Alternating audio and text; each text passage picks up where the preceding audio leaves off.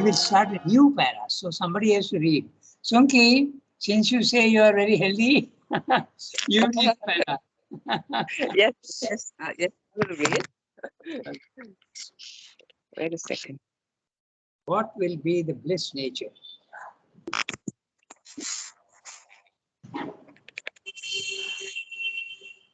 And what will be the bliss nature when it manifests in a new supramental race?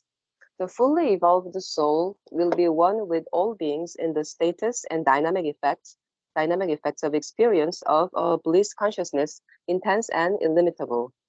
And since love is the effective power and the soul symbol of bliss oneness, he will approach and enter into this oneness by the gate of a universal love, a sublimation of a human love at first, a divine love afterwards. At its summit, a thing of beauty, sweetness, and splendor, now to us inconceivable. He will he will be one in bliss consciousness with all the world play and its powers and happenings, and there will be banished forever the sorrow and fear, the hunger and pain of our poor and darkened mental and vital and physical existence. He will get the power of a bliss freedom in which all the conflicting principles of our being shall be unified in their absolute values. All evil shall perforce change itself into good. The universal beauty of the all beautiful will take possession of its fallen kingdoms. Every darkness will be converted into a pregnant glory of light, and the discords which the mind creates between truth and good and beauty, power and love and knowledge will disappear on the eternal summit in the infinite extension where they are always one. So the chapter is the gnosis and the Ananda plane. So gnosis and Ananda. So how he is saying, he has described in great detail how the gnosis is there, and it will be the bliss nature is the Ananda. If you divide, and there are some ways of dividing which say that the Ananda is the highest plane of consciousness, okay? Highest plane. So, when the supramental race comes on earth, how will the bliss nature affect it? What will be its kind of continue? That's what he is discussing. Now, Shivna has obviously had a touch of that, okay? Because he was definitely not yet a supramentalized being, because he told Mother very clearly that I will take birth in the first supramental body. Okay, so he had experience. So even one experience is enough to know intellectually the nature of the bliss soul. So that's what he is now describing.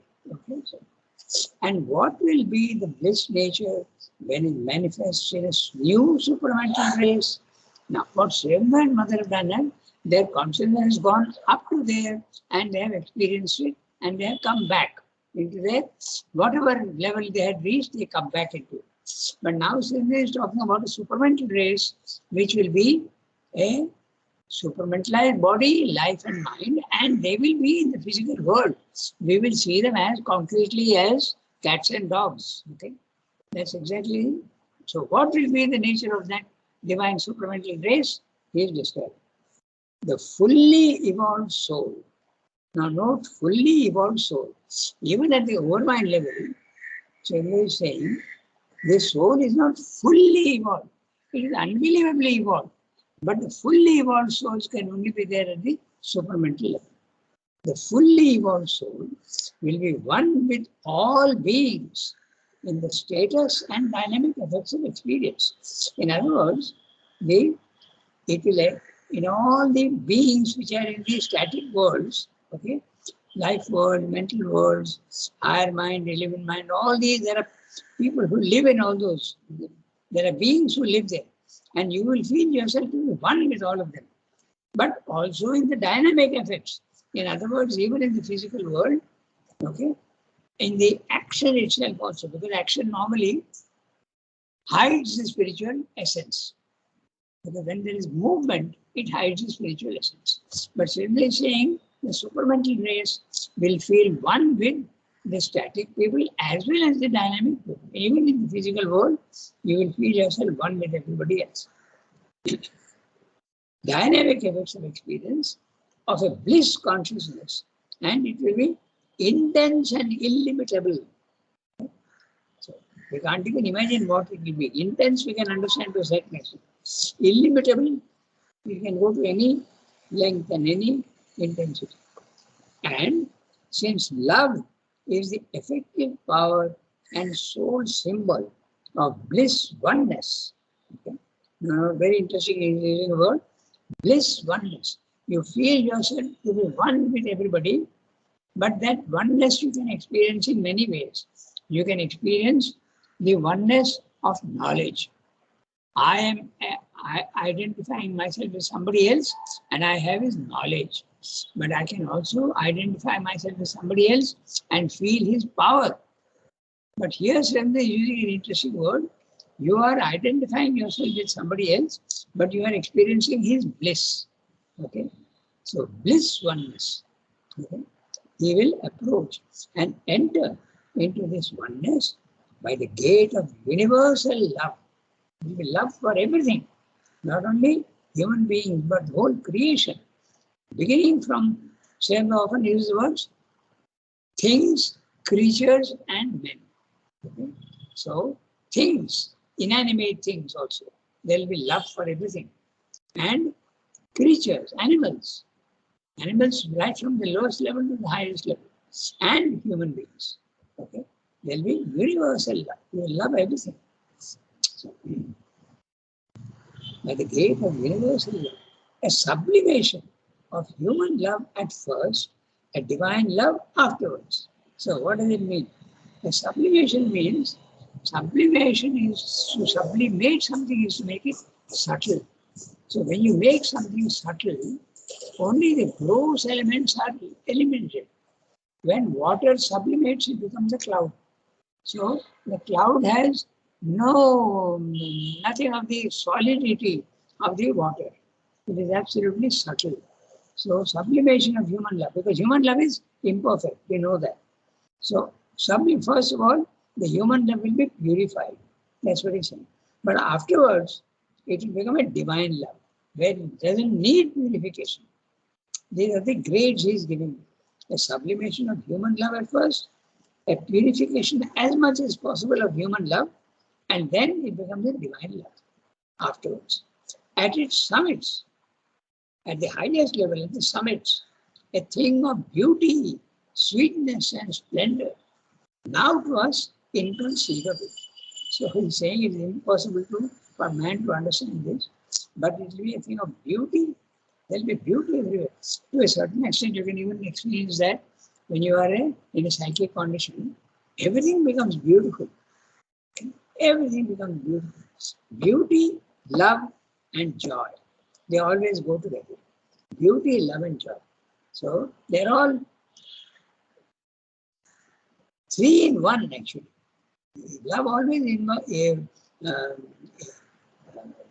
implies beauty and also implies joy.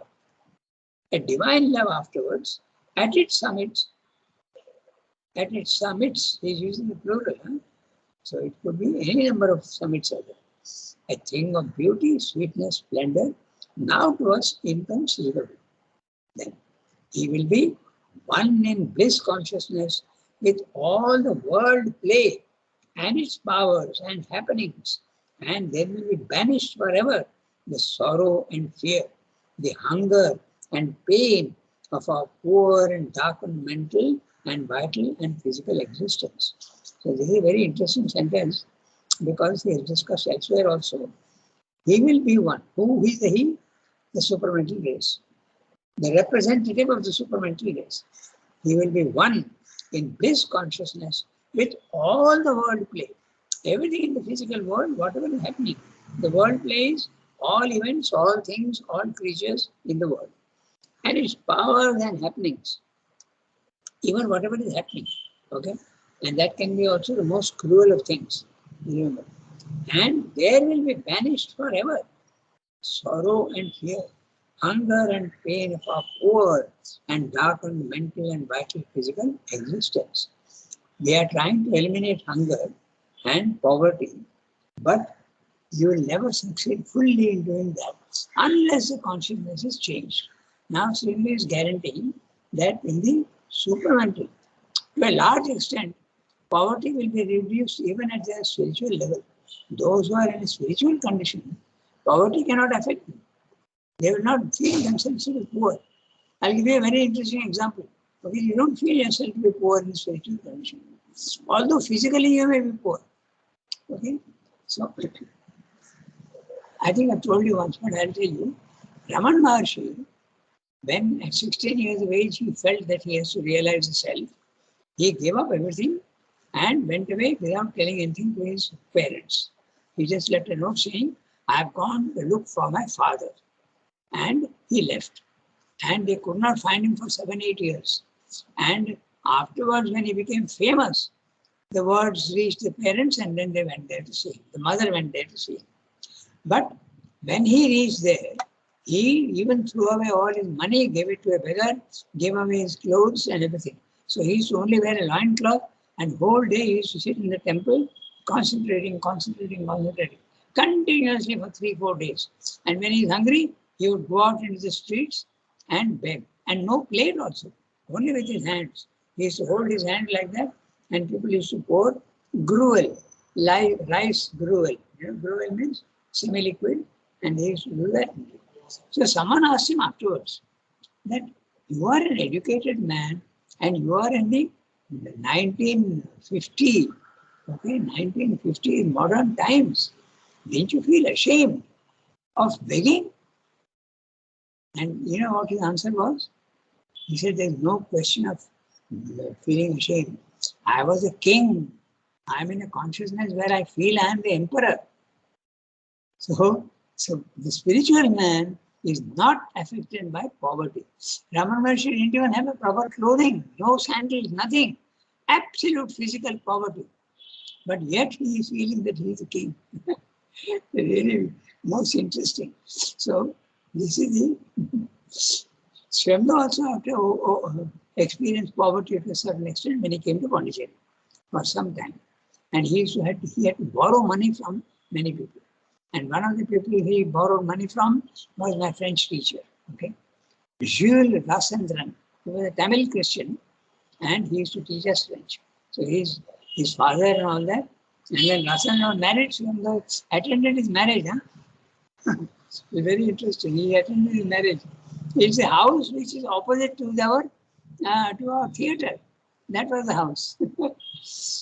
Okay. Anyway, I gave you an example of the poverty and pain. Okay.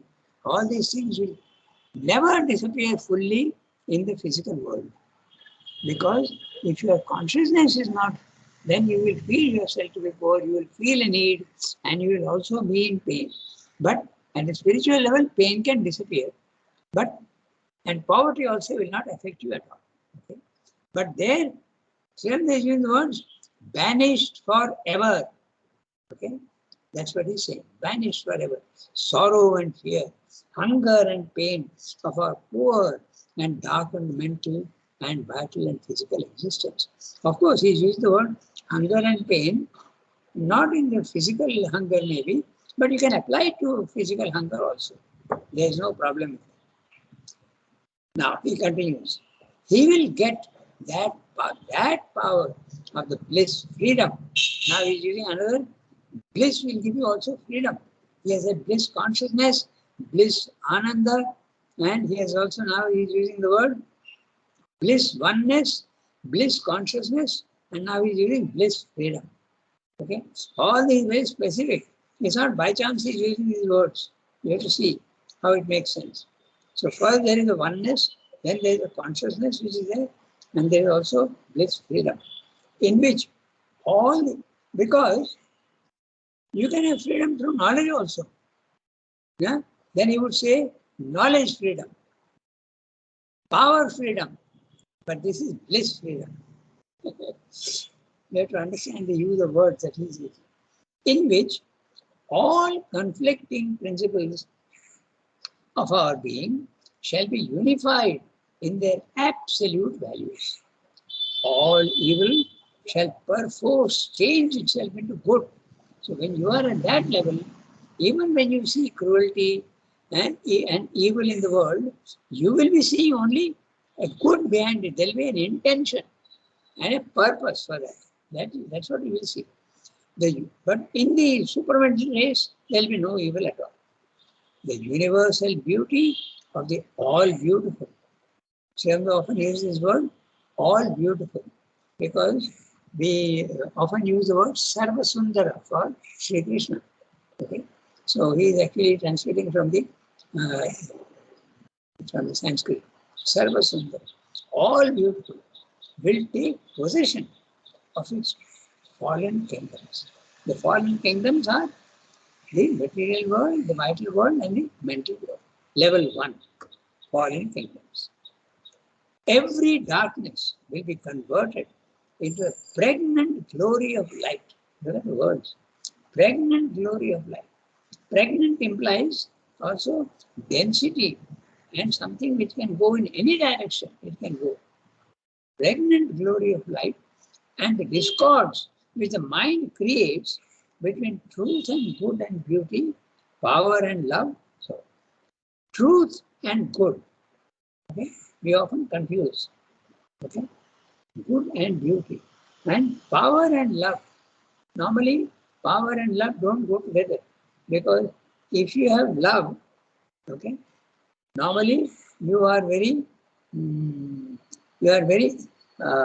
accommodating. You are very compassionate. And the power is in power, he is using in a very specific way here.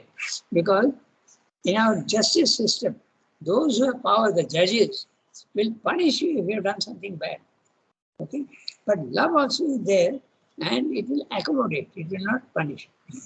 So power and love are opposites. That's what Sri is saying. The discord which the mind creates between truth and good. We always confuse between what is good and truth. Okay? So, and beauty. Power and love and knowledge will disappear on the eternal summit. In the eternal summit, obviously, is meaning the supramental race. In the infinite extensions, where they are always one. So also note infinite extensions. That means even below and above. Okay, extension can be below as well as above. So beautiful description, and we have come to the last paragraph of the chapter. Gnosis and Ananda. So, Archana, if you have the text, you can read. Yes, Sanjata. Okay. The Purusha in mind, life, and body is divided from nature and in conflict with her. He labors to control and coerce what he can embody of her by his masculine force, and is yet subject to her afflicting dualities, and in fact her plaything from top to bottom, beginning to end. In the Gnosis, he is biune with her, finds as master of his own nature the reconciliation and harmony by their essential oneness, even while he accepts an infinite blissful subjection, the condition of his mastery and his liberties, to the supreme in his sovereign divine nature. In the tops of the Gnosis and in the Anand, he is one with the Prakriti and no longer solely biune with her. There is no longer the baffling play of nature with the soul in the ignorance. All is the conscious play of the soul with itself and all its selves, and the supreme and the divine Shakti in its own and the infinite bliss nature. This is the supreme mystery, the highest secret, simple to our experience, however difficult and complex to our mental conceptions, and the effort of our limited intelligence to understand what is beyond it. In the free infinity of the self delight of Satchidanand, there is a play of the divine child, a rasa leela of the infinite lover, and its mystic soul symbols repeat themselves in characters of beauty and movements and harmonies of delight in a timeless forever. Okay, so this is the last paragraph of the. So he is giving you the relation between Purusha and Prakriti at level 1, level 2, level 3. Okay, very clear. The Purusha in mind, life, and body. So, which is the Purusha? The Purusha is the consciousness. But consciousness can be impersonal, but it can also be personal. Okay? So, the Purusha is the personal aspect of consciousness. And it can go on varying. In mind, it will have a mind nature. In life, it will have a life nature. And in the body, it will have a subtle physical nature. Okay, so there is a Purusha, and you can feel that. You will feel yourself even when you go into the Nirvana consciousness, the self, the Brahmic consciousness. You will feel that you are experiencing the cosmic consciousness. So that's the Purusha. There is a personal aspect to it. The Purusha in mind, life, and body is divided from nature and in conflict with her. Very clear? Because at our level, okay, I'll first tell you and then we'll read what he said. So at our level, our consciousness has no idea of the nature. Huh? There are two different things altogether. Nature is actually dominating our consciousness. And at our level, consciousness is your soul. Okay? But your body, mind, life is dominating nature, your soul. You're not even aware of your soul. So that is at level 1, Purusha is hiding in Prakriti and Prakriti is lording it over the soul. Purusha is the slave and Prakriti is the emperor, empress, if you want. Okay. She is the one who is doing everything. Then you go to level 2, the spiritual planes of consciousness. There, your soul and consciousness has escaped from the prison house of body, mind, life, and it feels itself to be separate. So there, Srimad is saying, it becomes biune with her. If you are in the spiritual planes of consciousness, you will clearly experience the Purusha and Prakriti aspects. That's why you have the Sankhya philosophy. But they seem to be different. Okay? Consciousness is there, but nature also is there. In other words, Chit and Shakti. Shakti is there acting, but the consciousness is remote and just looking on. Okay? It is not participating. At the third level of the supermental, is what talks of the gnosis. They are not separate as in level 1, and they are not clear but separate as in level 2. But they are absolutely one. There is no difference between them. Like he who has power and he can do what he wants with his power. Or if you look in another way, so many of our scriptures, they have the idea of the Supreme Being, the Divine Mother. So, Divine Mother is fully conscious. See it in two ways. You can see it as an emperor who has got power to do whatever he wants at the supramental level. Or you can think of it as the Divine Mother who is fully conscious. In the lower levels, Divine Mother becomes nature, mechanical energy, unconscious mechanical energy. So this is what is describing in this class. Okay. Now with this background, we'll read, we'll understand clearly. The Purusha in life and body is divided from nature and in conflict with her. There is a conflict. You are trying to, your nature, okay, you are trying to control your nature, but you are not being able to do it. That is a conflict he's talking about. Suppose I'm, somebody has a problem of anger. He's not able to control his anger, however much he tries. Suppose someone is greedy, okay? He is not able to control his greed. Suppose someone is all the time criticizing others. He knows he shouldn't do that, but he has no power over it. So he has separate and conflict with her. So in those words are very clear. Divided and conflict. He labors to control and coerce. Coercing is forcing, okay? By pressure, forcing what he can embody of her by his masculine force, and is yet subject to her afflicting dualities and in fact her plaything from top to bottom. In level 1, Consciousness is nothing but a plaything. The nature is doing whatever she wants with your soul. Okay, you are not even aware of your soul. The body mind life is absolutely the king here. Okay, all its desires, all its emotions, it thinks that they are perfectly okay. In the gnosis, he is biome. In the gnosis, that is the knowledge planes of consciousness. Okay, he is biome with her. Gnosis is talking about the supramental, huh? Because in the spiritual planes of consciousness, you feel the two, but they are separate. That's why I told you Sankhya experience. Knowledge and force are separate. But in this supramental gnosis, he is biome with her. In other words, they are two, but united. In the gnosis, he is biome with her. Biome is very interesting. Triune also. Triune means 3 in 1, like Satchidananda. They are not separate. They are all actually one, though you can conceive of them as separate. Biome, they are two, but actually one. Finds as master of his own nature their reconciliation and harmony by their essential oneness, not outer oneness, essential oneness. Even while he accepts an infinite blissful subjection, the condition of his mastery and his liberties to the supreme in his sovereign divine nature.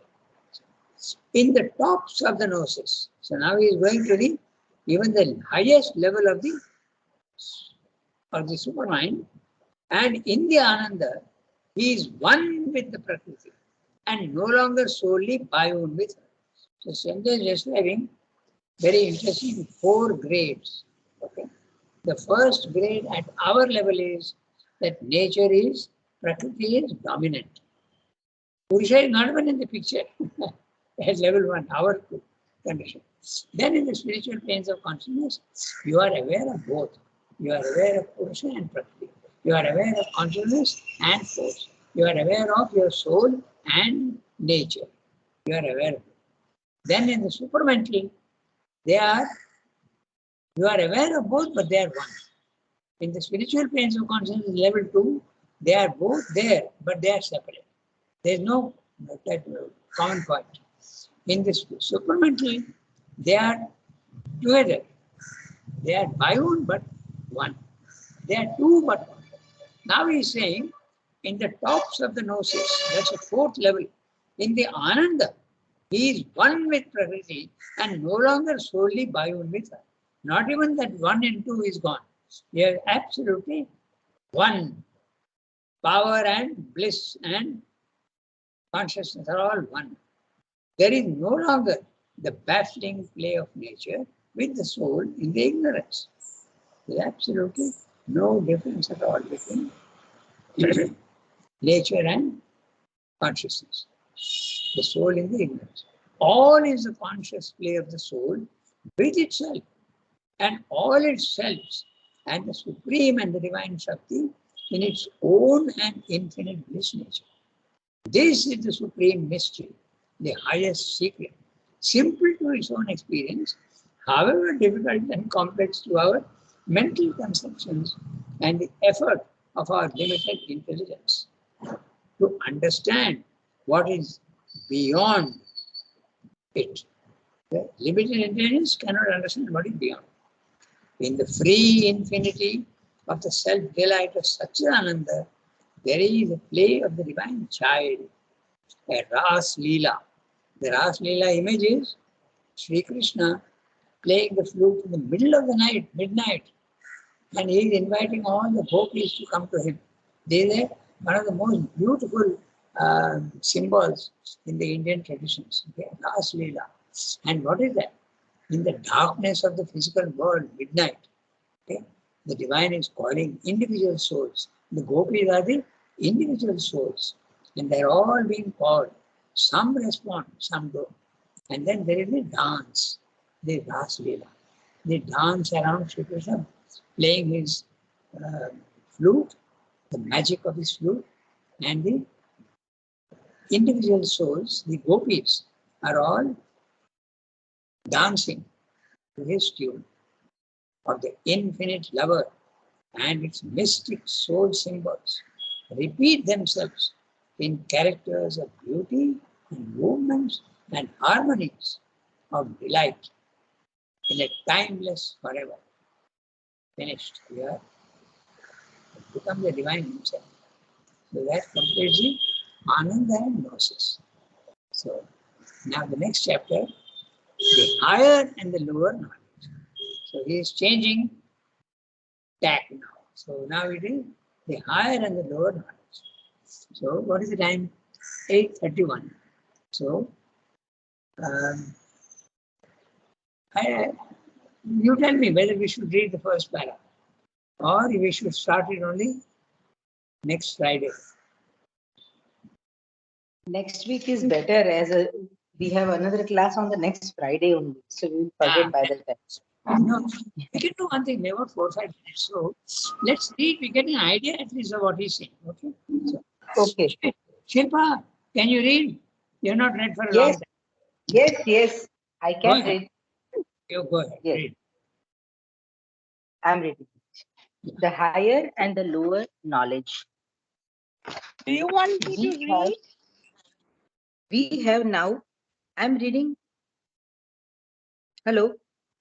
Yeah. Hello. Jasmine also wanted to read, I think. Let's Go on, Shilpa. Go on, Shilpa. She has muted herself. Shilpa, go go on. on. Shilpa, go on. We have now completed our view of the path of knowledge and seen to what it leads. First, the end of yoga of knowledge is God possession. It is to possess God and be possessed by Him through consciousness, through identification, through reflection of the divine reality, but not merely in some abstraction away from our present existence. But here also, therefore, to possess the divine in himself, the divine in the world, the divine within, the divine in all things and all beings.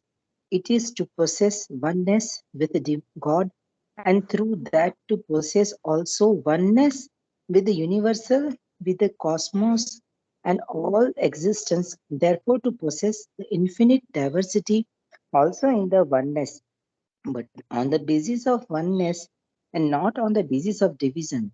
It is to possess God in his personality and his impersonality, in his purity, free from qualities, and in his infinite qualities, in time and beyond time, in his action and in his silence, in the finite and in the infinite. It is so possess him not only in pure self, but in all self, not only in self, but in nature, not only in spirit, but in supermind, mind, life, and body. To possess him with the spirit, with the mind, with the vital and physical consciousness, and it is again for all this to be possessed by him, so that our whole being is one with him, full of him, governed and driven by him. It is since God is oneness for our physical consciousness to be one with the soul and the nature of the material universe, for our life to be one with all life, for our mind to be one with the universal mind, for our spirit to be identified with the universal spirit. It is to merge in him in the absolute and find him in all relations. This description of the soul, the path of the God knowledge, God possession. And he's using very interesting words. We will, of course, read this again next time. But we're saying you have to possess God and God must possess you. So I'm going to use the word possess in a very interesting way, because whenever you possess something, you can do whatever you want with your possession. You are in complete control. So on the one hand, if you possess God, you have God's powers and you can use those powers, not with ego, but with utter humility and to see what is to be done. But to be possessed by God, you have to surrender to Him. So there are these two aspects. There is to be, you have to have power, and also you must be a servant of the divine. Now this is very interesting, because that's exactly what he says in the record of yoga. He says that you must have both. Having only one thing is not enough for Sri. He says there must be dasyam. Okay, dasyam means slavery. You are a servant, the condition of being a servant. But at the same time, you are a master also. You are the master. So you have to be both together. That's what he's saying also here in different words. It is to possess God and be possessed by Him. Okay, so very interesting. Okay, it is 8:35. So I think we'll stop here today and we'll reread this next time. Okay. And look at the prose towards the end. I'm reading out that last sentence. It is, since God is oneness, for our physical consciousness to be one with the soul and the nature of the material universe. For our life to be one with all life, you are completely identified with all life. For our mind to be one with the universal mind, your mental substance will merge into the universal mental substance. For our spirit, your soul, to be identified with the universal spirit, to become one with God. It is to merge in Him, in the absolute, and find Him in all relations. So the absolute is at the highest level, and relations are here in the physical world. Because there are no relations, there's only one. Relation implies multiplicity. So he's saying you have to be one with God at the highest level and one also with everything else in the physical world. Okay, so we stop today and Sunki is fine, so she can make a note. Yes, I'll make a note. Merci beaucoup. Okay, so Thank you, Rangada. okay.